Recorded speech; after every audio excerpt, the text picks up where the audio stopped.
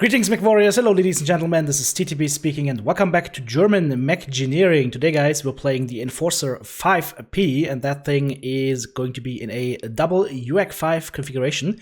Now, the Enforcer 5P has a quirk that gives it 20% less jam chance on the UAC5s, and we'll see about that when we get to the battlefield. But for now, let's go ahead and have a look at the build. Now, double UAC5s on a 50-ton mech is going to be challenging because you need to be able to fit all the ammo, and you need to be able to also fit some jump jets, because this mech, being one that uses the arms as the holsters or the hard points for the UAC5s, it's going to be difficult to use them. So you want to make sure you have jump jets. I put in 2 jump jets into the right side torso, and I'm using an XL255 engine that is the lightest and smallest engine that we can use without having to add an additional heatsink. Then we drop in 6.5 tons of UAC5 ammo, and that is going to be the build. You have to lower the head a little bit and you have to lower the legs a tiny bit, but all in all, you should be able to fit this quite nicely. Now, double UAC5 isn't that much damage, but remember, guys, you can double tap this. So if you double tap this and get all the shots into target, that is 20 damage, and you can repeat this quite quickly, the cooldown being 1.66 minus 0.4, so 1.2 seconds. So not that shabby.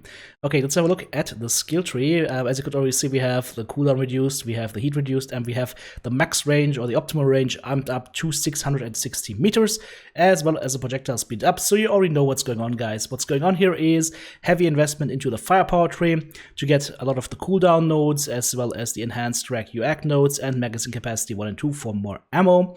Then we go into the survival tree here. We take the full survival tree without AMS overload 1 and 2.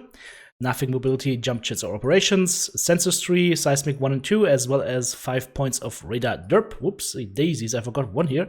Let me just go ahead and fix that skill tree real quick, and which is not going to be a problem. We will just remove 1 point of range here, and we're golden. Perfect. So, we talked about the sensors tree and the auxiliary tree. I just chose to go a double artillery strike, and then you can add a cool shot if you feel like it, or you can add a UAV. I'll leave it up to you, but that's the thing. That is going to be the build for today. Let's take this thing to a dropship and see how it performs. I'll see you there. Well, guys, here we are in Caustic Valley with our Enforcer, and I'm just trying to fight some targets around the corner here to feed to my Ultra AC5s, and I see an enemy Hellfire out of position, and that of course is something that just screams go ahead and drive down range with some Dakar, but unfortunately the third volley did not hit, so we should have done about 20 damage to him right now, and I whiffed my shot again. Well, apparently TTB can't hit anything today, so let's try this again. There we go, another shot in, and now we go onto the enemy Hellfire. Let him run towards Echo 4, and we follow up with our teammates. We got a Jester to our side, we got some buddies to our right as well, and whoop, got a Rifleman coming in, and we will just tell him with our UAC5s that nope, sir, I would like you to go somewhere else. Apparently he doesn't get the memo, but that's alright. We shoot his buddy, and then we fall back a little bit. Remember, guys, we are only a 50-tonner, we're only an Enforcer, and we only have double UAC5s, so we're not really meant to be the basically tip of the spear, the full force of the Imperial Navy. No, we're just a little guy with 2 pistols running around, shooting at the big guys, hoping to not get killed. So, let's see, the Hellfire here is in the Delta 4 corner. He's going for my teammates, so I'm just gonna go ahead and do some damage to his back, try to damage him as much as possible, and punish him for overstaying his welcome. Then we switch on over to the enemy Mad Dog and the Rifleman, and as you can see, some of my shots are actually hitting the boulder to my right.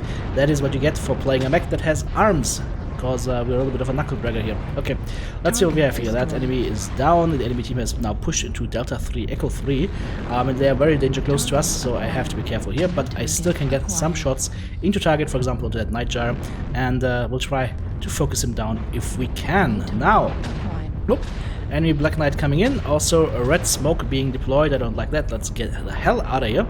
Maybe go behind our buddy here. Notice I just go immediately behind him. I don't stay behind him because I want to leave him the option to backpedal if he has to. And now we're gonna go on to the enemy Huntsman, as well as this. Ooh, that's a Kodiak, and he looks angry. Okay, enemy team currently up 2 kills on us, so that is not good, but we are slowly but surely clawing ourselves back here. Let's go on to the Nightjar. He's got lots of UAC2s, and I don't want to be on the receiving end of those, so maybe we can shoot him enough to dissuade him from keeping to shoot us in return. Oh, little Irby, unfortunately I can't help you against the Black Knight, I just have to keep going, and I just basically shoot anything that I can shoot at this point. We're still, or again, 2 kills down, so it's not looking good for us, and we're running around in circles. 3 kills down, yeah, okay. This is looking like we're gonna die here, but let's try and at least get 1 kill in here, because otherwise I will not be happy. Whoop, okay, teammates BMing already, we haven't even lost the game yet, but okay. Let's see, took down this guy in the middle, now we can look to the left, we find once again the Kodiak, and I'm gonna go straight for his CT, trying to open this up, and together with our teammates, yep, there we go, that is a dead Kodiak. Okay, now we go on to the enemy Wolverine. Unfortunately my CT is open now, which is not good for me, and we are being chased by 4 targets, and hello, can I get 1 more shot off maybe? Yep, 1 more shot into target, 2 shots into target, and then we're dead. Okay. We just took a full volley through to the back for MRM-20s. That was painful. Okay, teammates though, clawing themselves back up again. 7 kills to 8, 8 kills to 8. Can we make the miracle happen? The enemy Kid Fox, both legs are open, 1 leg is almost destroyed. Let's see what our guys can do here. We've got an Arctic Cheetah with machine guns and heavy medium laser. We've got a Crab, which is almost dead. And I think we still got an Irby in the fight. And Irby is always good, but let's see what happens here. Oh, nope, there come the MRMs again. 8 kills to 10. There is our buddy the Kid Fox with the damaged leg, but it's the wrong leg. Yeah, that's the right one. Like the left leg. The leg on your left is the right leg to shoot at. Come on, dude, we can do it. Or you can't. Okay, come on. Sad faces. We unfortunately lost this round. It actually ended up being closer than I thought. But yeah, they did a good job of mopping us up 1 by 1. 8 kills to 12.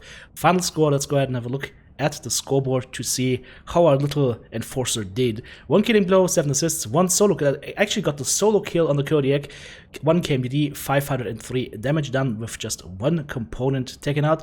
Funnily enough though, that is actually on the higher end of the rest of our team. So looking at that, we out-damaged 3 out of 4 assaults. I'm gonna be happy with that.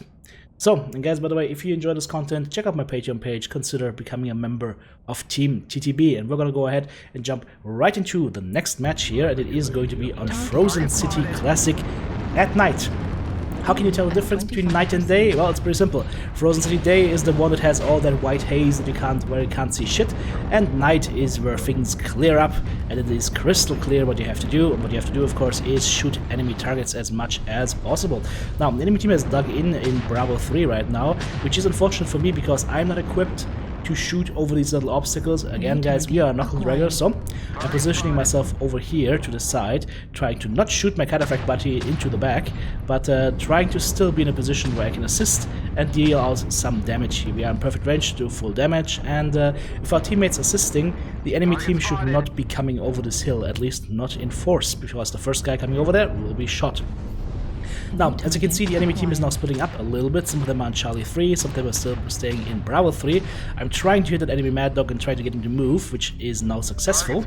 And once he goes behind the cover, there we go, we shoot him once more. Okay, let's try and move in here. Keep an eye on this guy. What is that? Is it a Piranha or something? Yep, that's a Piranha Cypher. Yeah, let's keep an eye on him, maybe shoot him a little bit and try to dissuade him from pushing us while we're going ahead and joining with our teammates and joining the push. For some reason, again, TTB together with some mediums and heavies, we are assault mechs because our assaults are somewhere. Don't ask me where. And we're gonna go on to the enemy Nightshire and dish out some good damage to his CT and side torsos. Switching over to the Orion and then ducking away at that enemy Warhammer 2C.